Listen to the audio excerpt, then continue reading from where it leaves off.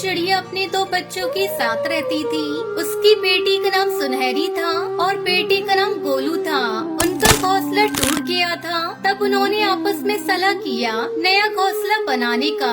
टुनटुनी अपने पति कालू कौवे से कहती है, सुनो जी, ये घास फूस से अक्सर हम अपना घोंसला बनाते हैं, लेकिन जल्दी टूट जाता है। अब अपने दोनों बच्चे भी बड़े हो रहे हैं।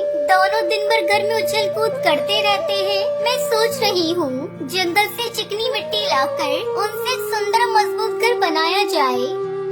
बात तो तुम्हारी सही है भाग्यवान, लेकिन हमें अपने बच्चों को समझाना होगा कि वो बाहर ना जाए, क्योंकि तुम्हें पता है यहाँ वो दुष्ट कड़कनाथ सेठ का राज चलता है। अगर हमारे बच्चों ने कोई भी गलती कर दी तो वो हमारे बच्चों को मार डालेगा।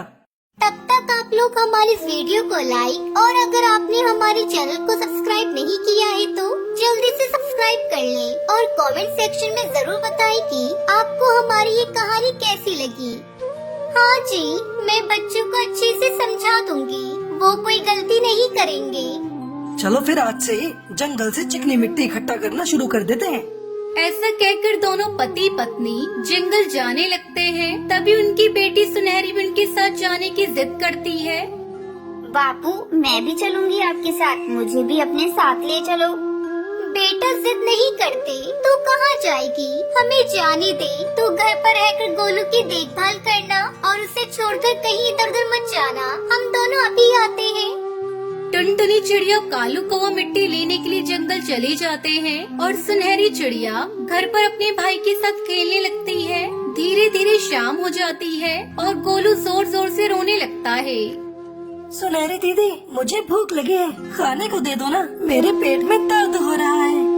क्या करूं, माँ भी नहीं आई अभी तक और गोलू को भूख लगी है। गोलू तू रोना बंद कर और यहाँ बैठ, मैं तेरे लिए फल तोड़कर लाती हूँ। सुनहरी चिड़िया बहुत छोटी थी।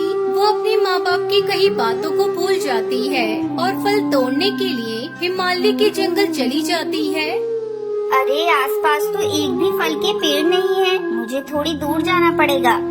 अचानक सुनहरी चिड़िया को एक सेब का पेड़ दिखाई देता है और वो उसमें से सेब तोड़ने लगती है।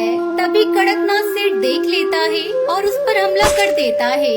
सुनहरी चिड़िया वहीं गिरकर बेहोश हो जाती है। मेरे जंगल से फल तोड़ेगी और वो भी मेरी बिना इजाजत के। अभी तो केवल बेहोश किया है, आगे से ऐसा करेगी तो जान से मार डालूंगा।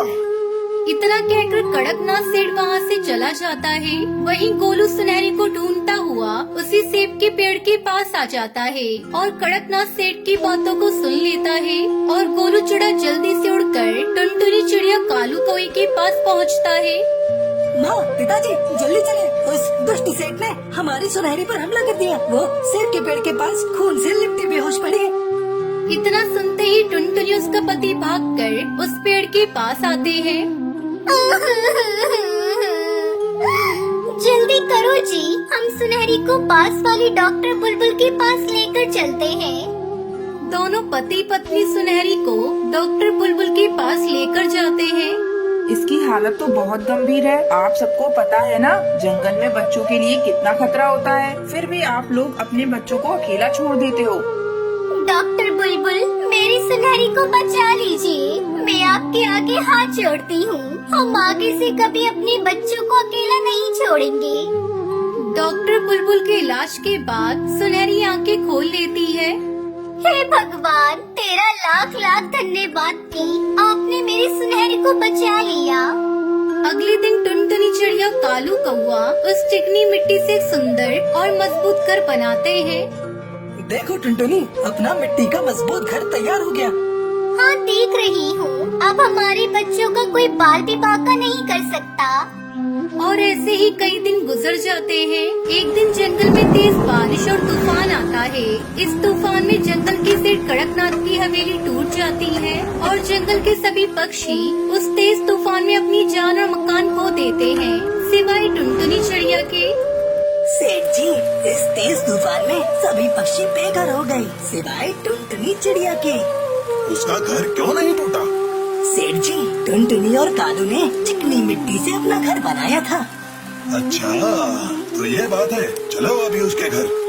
सेठ कड़कनाथ अपने आदमियों के साथ टुनटुनी के घर पर कब्जा करने के इरादे से निकल पड़ता है, लेकिन वो ये भूल गया था कि जंगल में तूफान अभी थमा नहीं है।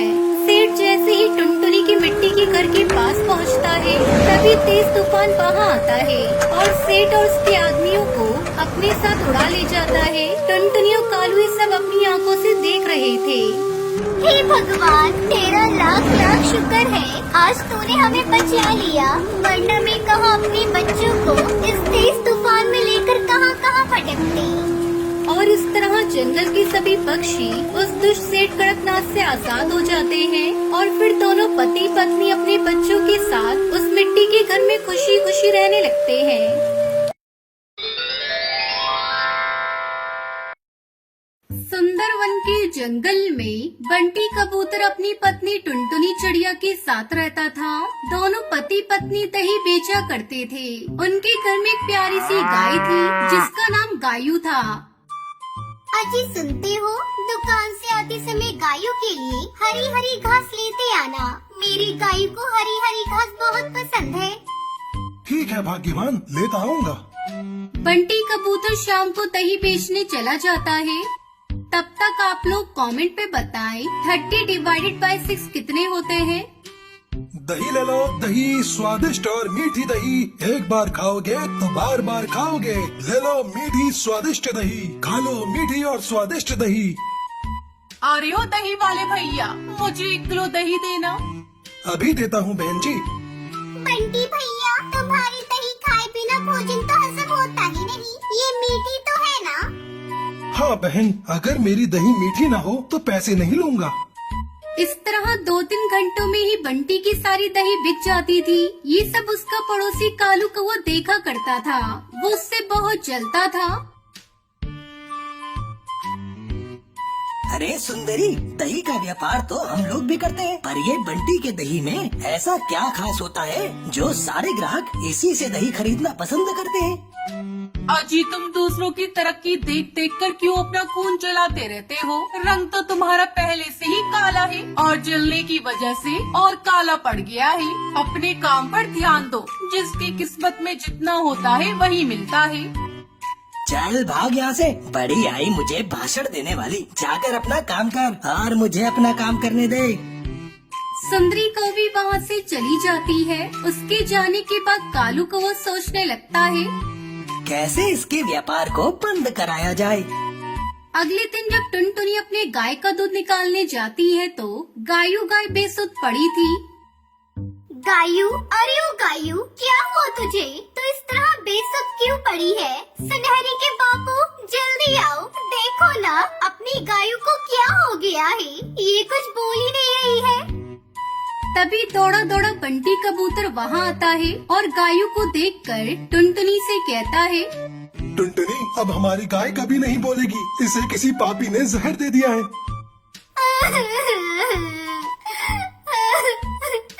हे भगवान, ये क्या नष्ट हो गया? मेरी गायू से किसकी क्या दुश्मनी थी? गायू को मारने के बदले वो मुझे मार देता। दोनों पति पत्नी रोते हुए गायू को अपने घर के पिछवाड़े मिट्टी में दबा देते हैं। अब क्या होगा सुनहरी के बापू? घर कैसे चलेगा? हमारे पास तो इतने पैसे भी नहीं है कि हम दूसरी गाय खरीद सके।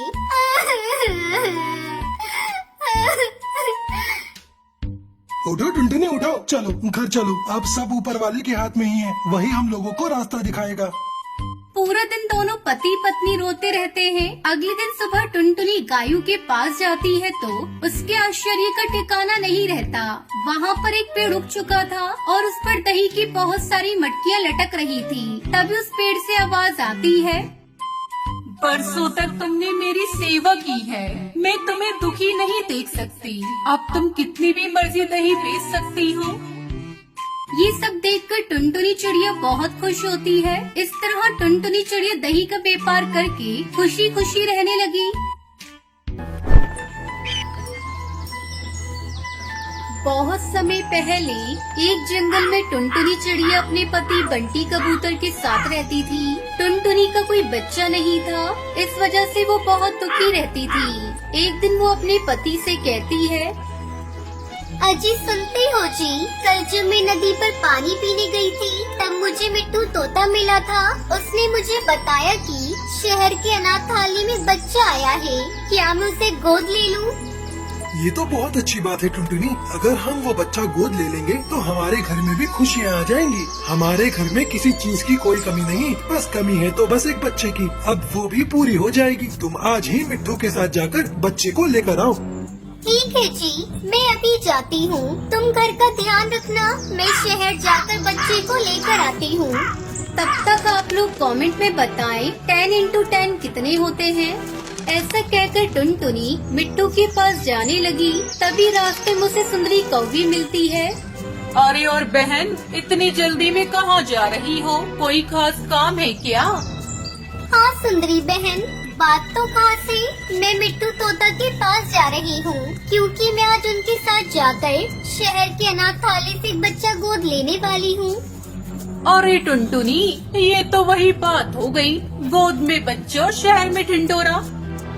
अरे ये कौन सी पहेलियाँ बुझा रही हो सुंदरी? मुझे तुम्हारी बातें बिल्कुल समझ में नहीं आ रही है। मुझे जाने दो, मुझे देर हो रही है। अरे पगली, तुमने मेरे कहने का मतलब नहीं समझा। मेरा मतलब है मैंने 2 अंडे दिए हैं और 2 अंडों का मैं ठीक से देखभाल नहीं कर पा रही हूँ, तो एक अंडा तुम ले लो। ये तुम क्या कह रही हो सुंदरी? भला एक माँ कैसे अपने अंडे को किसी और को दे सकती है? टुनटुनी, मैं अपना अंडा तुम्हें ऐसे थोड़ी ना दूंगी। मैं अपना एक अंडा 200 रुपए में तुम्हें बेचूंगी। अगर तुम्हें लेना है तो मेरा एक अंडा तुम खरीद लो, नहीं तो मैं किसी और को अपना एक अंडा बेच दूंगी। इस तरह सुंदरी अपने एक अंडे को 200 रुपए में बेच देती है। समय गुजरने लगता है और अंडे से कौवी बाहर आती है। नन्ही कौवी को देखकर टुनटुनी बहुत खुश होती है। एक दिन वो नन्ही कौवी टुनटुनी से पूछती है, मम्मा, आप तो बहुत गोरी हो और मैं इतनी काली। बिटिया, सब ऊपर वाले की माया है। काला या गोरा बनाना सब उसके ही हाथों में है। समय के साथ साथ वो बच्ची थोड़ी बड़ी हो जाती है। एक दिन टुनटुनी अपनी बच्ची को लेकर नदी पे पानी पीने गई थी। तभी सुंदरी भी आ जाती है। लगता है ये मेरी ही बेटी है, बिल्कुल मेरी तरह है। ये कितनी प्यारी है। मैंने अपनी बच्ची को इस दुनिया में आने से पहले ही बेच दिया था। शायद इसी की भगवान ने मुझे सजा दी थी कि मेरा दूसरा अंडा फूट गया। अब मैं इस टुनटुनी से अपनी बेटी वापस लूंगी। अरे टुनटुनी, ये बच्ची तो मेरी है। ये अंडे से बाहर आई है ना, जिसे मैंने तुझे 200 रुपए में बेचा था। अब मुझे मेरी बेटी वापस चाहिए। ये ले तू अपने 200 रुपए और मेरी बेटी मुझे वापस कर दे। ये तुम क्या कह रही हो सुंदरी? ये बच्ची मेरी है। मैं अपनी बच्ची को बहुत प्यार करती हूँ। इसके बगैर मैं मर जाऊंगी। तुम चली जाओ यहाँ से। मैं तुम्हें अपनी बच्ची नहीं दूंगी। अपनी माँ टुनटुनी को रोते देखकर वो नन्ही बच्ची भी बहुत दुखी होती है क्योंकि उसने अपनी माँ को कभी रोते हुए नहीं देखा था। आंटी, आप जो कोई भी हो, यहाँ से चली जाओ। आपने मेरी मम्मा को रुलाया है। मैं आपके साथ कहीं नहीं जाऊंगी। मैं अपनी मम्मा के साथ रहूंगी। इतना सुनते ही सुंदरी को भी शर्म से पानी पानी हो जाती है और वहाँ से चली जाती है और अपने किए पर बहुत पछताती है। दूसरी तरफ टुनटुनी अपनी बेटी के साथ घर लौट आती है और खुशी खुशी अपनी बेटी को पालने लगती है।